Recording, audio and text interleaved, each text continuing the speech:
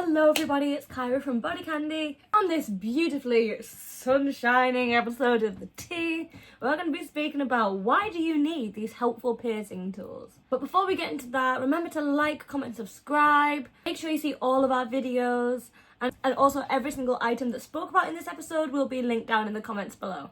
I need to sort out this sunshine strip, this is really annoying. That's better, I think. Okay. Anyway, let's get on with it. One thing people don't find out until they have a few piercings of their own is that there is some paraphernalia that goes along with them. Not just things like jewellery, things you need to have on hand to avoid having to run to your piercer every other week with a problem. A toolbox, a jewellery toolbox. And what should your toolbox have in it, you may be asking? So here are a few basic items that'll just make having piercings a lot easier. So first off, jewellery insertion taper. Now this is one that I can vouch for personally.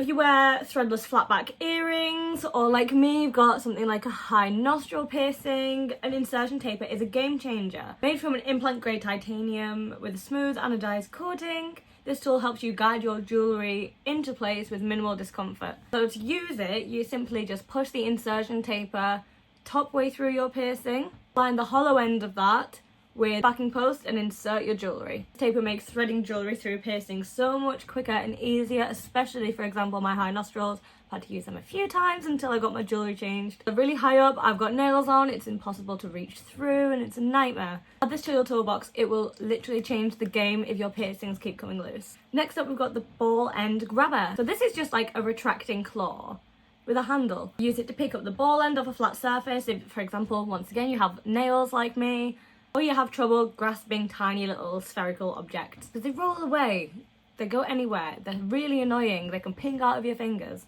And these problems likely describe about 90% of the piercing population. We all struggle in some capacity with ball ends. This will definitely have a really nice home in your piercing toolbox. On the other end of the spectrum, a piercing ball remover tool. Have you ever had a ball end get stuck on your piercing?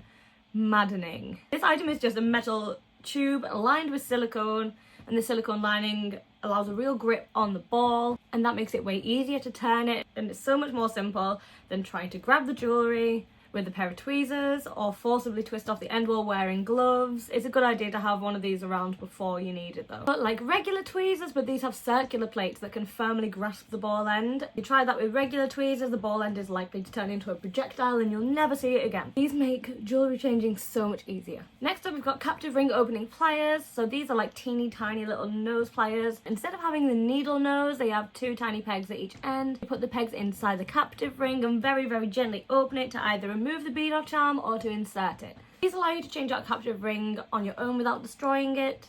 Easy on the pressure though, you don't want to bend the jewellery out of shape. And then next up, similar again, we've got captive ring closing pliers. So these look like they might be a smaller version of ordinary pliers, but they do have little grooves in them.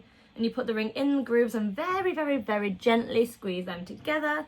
They're specifically made for this purpose, so as long as you don't force them too much, they will close your captive ring without bending it out of shape or scratching it. Next up, arguably the most important, aftercare spray.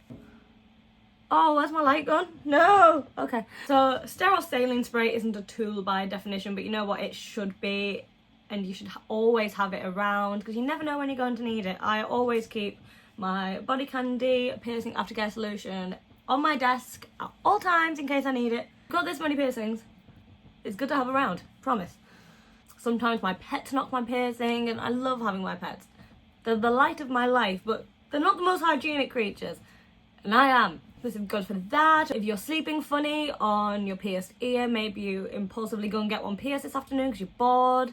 No matter what, you need to have proper aftercare on hand. Likely you'll need some at some point anyway. This stuff is a must, especially if your piercing's irritated. Having piercings is a joy, but also an ongoing responsibility, and taking on that responsibility means keeping a few odds and ends around to help yourself when you do need a little help.